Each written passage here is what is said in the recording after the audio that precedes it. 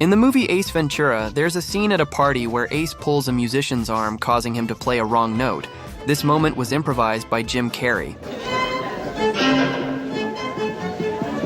In How to Lose a Guy in 10 Days, Kate Hudson improvised by showering Matthew McConaughey with kisses during the scene where she introduces the new dog. This is why McConaughey looks genuinely surprised. In The World Is Not Enough, Pierce Brosnan came up with the moment where he fixes his tie underwater during the boat chase. In Robocop, Sage Parker's head technician character wasn't meant to stumble after giving Robocop a New Year's kiss at the lab party, but it worked perfectly with the scene's charm, so they left it in. In Goodfellas, during the bedroom argument between Henry and Karen near the end, Liotta accidentally stepped on Bracco's hand, making her recoil in pain. He paused for a moment, worried, but they both stayed in character and kept the moment in the scene. In Scream, at the end of the film, Billy accidentally smacked Stu with the phone because it slipped out of Skeet's hands thanks to all the fake blood. Fucking hit me with the phone, Dick! Matthew Lillard, still in character, improvised the line. Fucking hit me with the phone, Dick! In A History of Violence, during the tense dinner robbery scene, Orso runs his hand down Charlotte's chest and then takes a sniff. That little move was something the two actors came up with on their own. In Scarface, during the Cadillac dealership scene, Al Pacino's Tony casually grabs and wears Elvira's hat while she's distracted. That wasn't planned, and Michelle Pfeiffer's reaction was so natural they left it in the final cut. Would you kiss me if I wear the hat? No.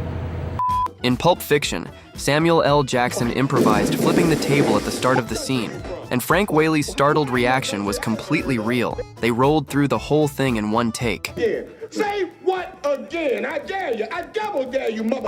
In Roman Holiday, during the famous Lion's Head scene, Gregory Peck played a little prank on Audrey Hepburn by pretending his hand got stuck and slipping it up his sleeve. Her screams and laughter were completely genuine. Hello. That was her real reaction to the unexpected joke. In The Usual Suspects, there's a scene where Redfoot flicks his cigarette at McManus. Peter Green was aiming for Baldwin's chest, but in one take, the lit cigarette actually hit Baldwin right in the eye. The shocked reactions from the cast were real, and they decided to keep that take in the final cut of the film. Nope. In Animal House, John Belushi's performance during the cafeteria scene was completely improvised as he started stacking food onto his tray. Director John Landis quickly told the camera operator to just follow him. The legendary "I'm a zit" gag was also made up on the spot, and the cast's reactions were totally genuine. I'm a zit. Get it? In The Good, the Bad, and the Ugly, when Tuco is about to be hanged as part of the scam, he growls at a little old lady. That was all Eli Wallach's idea. In Midnight Cowboy, there's a famous scene where a taxi nearly hits Dustin Hoffman. The director said it was planned with a stunt driver, but Hoffman insisted it wasn't. I'm walking here! I'm walking here! Hidden cameras and real traffic make Hoffman's version believable, and his reaction, staying in character but dropping his accent and limp, adds to the idea it was unscripted. You son of a bitch! You don't talk me that way! Get out of here! In Me, Myself, and Irene, when Charlie and Irene are pushing the car off the cliff, Jim Carrey ad-libbed the bit where he says "on 9" and then counts up super fast. Ready? On 9. 1, 2, 3, 4, 5, 6, 7, 8, 9. For a second, you can even see Renee Zellweger genuinely surprised. In Friends, when Chandler gets his hand stuck in Rachel's filing cabinet and accidentally bangs his head on it, his reaction was totally improvised. Would you please just... In The Naked Gun, after Barbara Bush smacks her head on a table, Richard Griffiths covers his mouth and turns away because he's trying not to laugh. You want answers! I want the truth! You can't handle the truth! In the 1992 film A Few Good Men, the iconic line, "You can't handle the truth," was actually written as, "You already have the truth." Jack Nicholson felt his character's arrogance would come through better if he made it about how only he could justify his actions, so he changed the line right there on the spot. You can't handle the truth! In Titanic, when Jack tells Rose to overrun the bed, the couch. That slip-up was completely accidental. James Cameron liked how real it felt and decided to leave it in. You can even spot Leonardo DiCaprio nearly cursing under his breath, thinking he messed up the scene, but it actually comes across as a nervous 20-year-old flustered in front of the girl he's falling for. Overrun. The bed. The couch. In The Princess Diaries 2, there's a scene where Mia and Andrew share a kiss, and right after, a goat shows up mooing like a cow. According to the DVD commentary, that was a complete accident, but they kept it in because, as Julie Andrews put it, it would be totally fine in Genovia.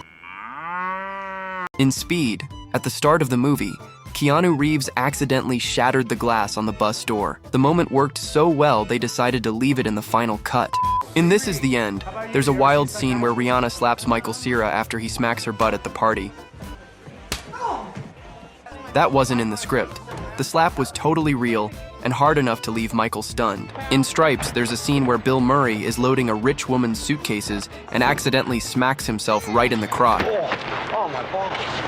Oh, my balls. That wasn't planned at all. Murray really did hit himself, and his line, oh my, was his honest, in-the-moment reaction. They kept it in because it felt so real. Oh, my balls. Oh, my balls.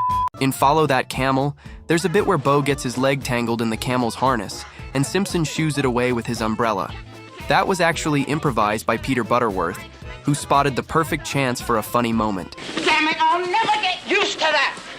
In Scrooged, Bill Murray's character Frank Cross wasn't meant to fall after tossing water on the waiter. Murray slipped on the puddle by accident, and it was so funny that they left it in the final cut.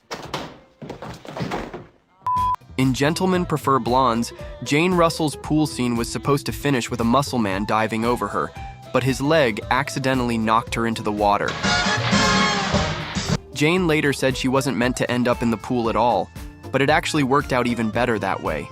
In The Princess Diaries, when Mia accidentally sets a man's arm on fire during the state dinner, the flames were meant to go out when he stuck his arm in the ice bucket, but they didn't, so Anne Hathaway panicked for real and grabbed water to put it out. And that's their princess. In Tommy Boy, when Tommy asks David Spade's character if the shirt he's wearing makes him look fat, Spade fires back with a completely unscripted line. Hey, does this suit make me look fat? No. Your face does. In The Avengers, RDJ's humor led to a big change in the post-credits scene. It was originally meant to show Tony Stark delivering a heartfelt speech after the Battle of New York, but Downey instead joked about trying shawarma. You ever tried shawarma? There's a shawarma joint about 2 blocks from here. I don't know what it is, but I want to try it. The producers loved it so much, they filmed that extra scene of the Avengers quietly eating after the fight. In Home Alone, there's a moment where Kevin visits Santa, and when Santa gets in his car, it unexpectedly stalls. That wasn't in the script. He was supposed to just drive off, but the actor stayed in character, making it feel natural and perfect for the scene. In Horrible Bosses, there's a scene where Jennifer Aniston's character sprays water right on Dale's crotch while trying to seduce him. That bit wasn't fully planned.